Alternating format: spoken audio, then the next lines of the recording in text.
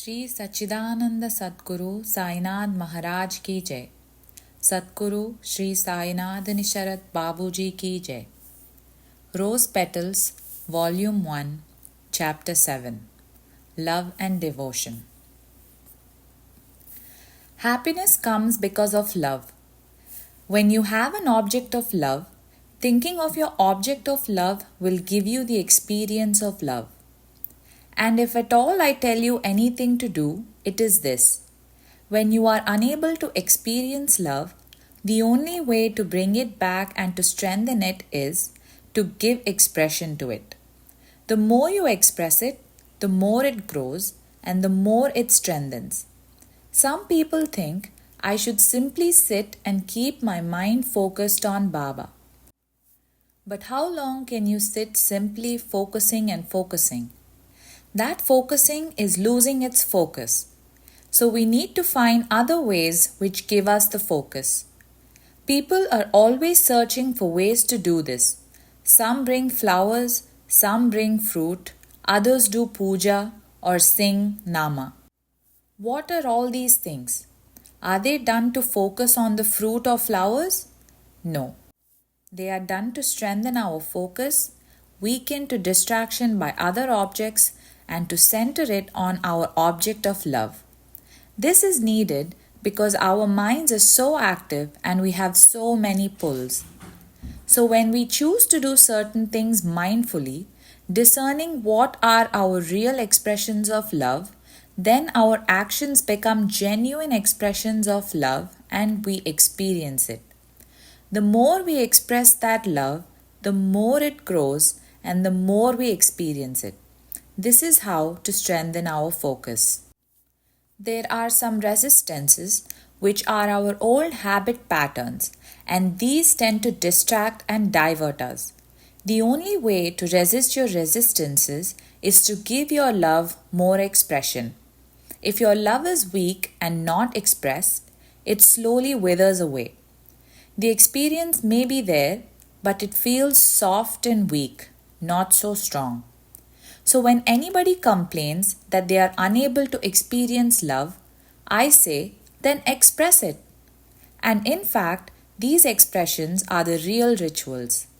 It may appear sometimes that they are just rituals, but if they express our love, they are not merely rituals. If it expresses our love, any ritual is fine. And any ritual or non-ritual that doesn't express our love should be shunned. Because what we want is love and to express love. To some of you, the statement expression strengthens love may seem strange. How can expression strengthen love? Have you ever thought about this? But we know the technique instinctively. Everybody does because it is so human. The technique I am referring to is not something new, not a bolt from the blue. For example, the father goes to the office, then comes home and sees his small child. He loves the child so much, but he is away all day at the office. Why is he working? To feed the child. That is a different matter. But as soon as he comes home, what does the father do?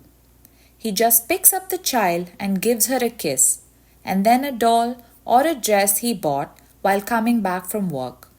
What makes him do this? Why does he hug the child and kiss her? Simply because he loves the child. That's all.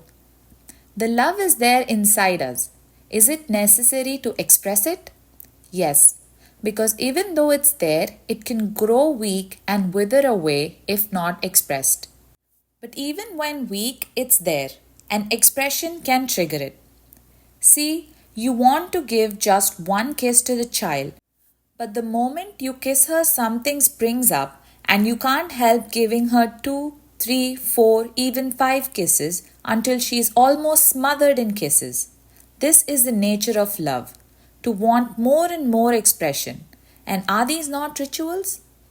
Daily the father comes back from the office and performs that ritual. And in the morning, the mother gives the child a bath, dresses her in pretty clothes and puts flowers in her hair. Usually, at such a young age, a child has no dress consciousness. Whether you dress her in rags or riches, she won't care. It is the same for her. But will any mother think, oh, she doesn't know the difference, so I'll dress her in rags? Will any mother think like this? Then why do we dress her in pretty clothes? Again, it is our expression of love. It's not that the child needs it. You are the one who wants to see her dressed in the latest fashions and hairstyles and to take photos of her and maintain an album. Are these not rituals expressing love? In puja, they chant, Abhishekam Vastram Samarpayami. I offer bath and garment. And Naivedyam Samarpayami. I dedicate the food offering. So here also you bathe the child, dress and feed her. There at the end you say, Dhyanam Karishye. I will perform meditation. And then you sit for a while. Here you simply sit and enjoy playing with your child. And if you miss it, you think, oh, today I haven't spent much time with her. Let me sit 5 minutes at least, otherwise she'll miss me so much. But in fact, it's you who misses her so much. It's you who makes the time to sit with her. Is it not a ritual? So these are the ways we express our love. But they are not the only ways. Sometimes when the need is there, a new way is invented, and we keep on inventing new ways, new expressions, more rituals to express our love in ever finer, more beautiful, more fulfilling ways. Always, the more you express it, the more it grows and needs to be expressed. There is no end to it. In fact, no end is not a negative statement because in love, no one wants an end to it. Oh, love should also have a limit. No fool will ever think like that. Rather, it should be so unending with umpteen expressions and endless experiences. And this love is triggered by the Satguru. It's not our choice. And because that experience gives us fulfillment, even an iota of fulfillment, we try to strengthen and experience it more and more and more and more. You may call this a spiritual practice, a ritual, or just a need. To me, it is simply the most natural way of living. It is the art of life. In this, there is no beginning, no end. It's not that through suffering, through tapas, through turmoil, that you reach the cessation of suffering, the freedom, nirvana, mukti that you are looking for. The practice from the very beginning is the end. The experience of fulfillment through love is your goal, and you experience this from the beginning itself. The path itself is the end. In fact, there is no end to it. It matters only how much you are experiencing it at any moment, whether in full, fuller, fullest, or the most fullest way. This may be wrong grammatically, but that is how we feel. Every time it is full, at every step it is full. But always it wants to be fuller, and you want to experience it more and more. So no suffering, no means, no end. Just that self-consuming love, that experience of love which is our fulfillment, a fulfilling love. That is the start, it is the means, and it is the end. Not a means to an end, but the end itself. That is what I am saying. And once you experience that, then this checking business of where are we going, what are we doing, are we getting anything, what is our progress, all this is not needed. Nothing. No progress reports. If at all you get any progress, you progress in more expressions and experiences of love. And even if you do not progress, you don't lose anything because you are already there. That is the path here. That is Sai Padam. I'll give you a mundane analogy. If you want to go to Madras, you go to the bus station and board the bus. Then if you are really wise, you simply happily go to sleep because by getting into the right bus, all your efforts are ended. In effect, you are already at your destination. Why? Because even though the bus is still in Tiruvannamalai, when it reaches Madras, you will still be in the same bus. So there is no fretting and fuming. Oh, have I reached the right destination? Is this the right bus?